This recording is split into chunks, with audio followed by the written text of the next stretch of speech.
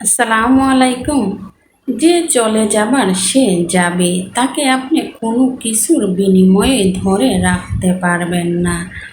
হয়তোবা সে কিছুক্ষণের জন্য আপনার সাথে থাকবে, হয়তোবা কেউ আছে আপনার রূপ দেখে আপনার সাথে থাকবে, না হলে কেউ আছে টাকা পয়সা আপনার ধন সম্পদ দেখে আপনার সাথে থাকবে।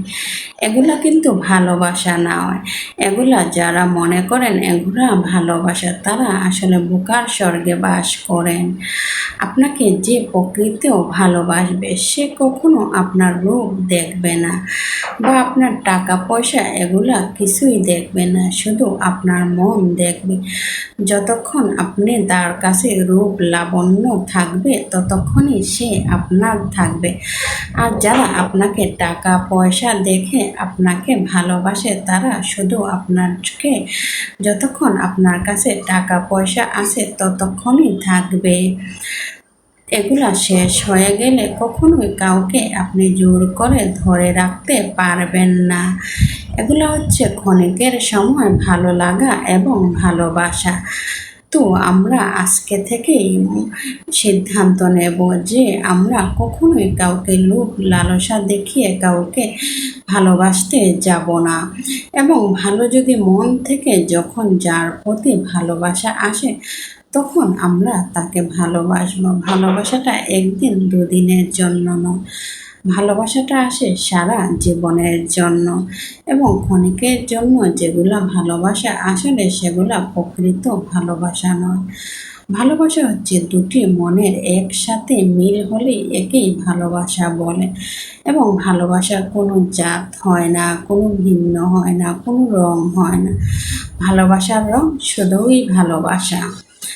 ধন সম্পদ টাকা পয়সা এগুলা দিয়ে কিচ্ছু যায় আসে না। যদি মানুষের মনটাই ভালো না হয়, তাহলে টাকা পয়সা এবং রূপ দিয়ে কি হবে? এগুলা তো ক্ষণিকের সময়, যখন চলে যাবে তখন সে আপনার থাকবে না। আপনি জোর করেও চাইলে তাকে ধরে রাখতে পারবেন। যে চলে যাবার সে চলেই যাবে, কখনোই তাকে আটকানো যাবে না।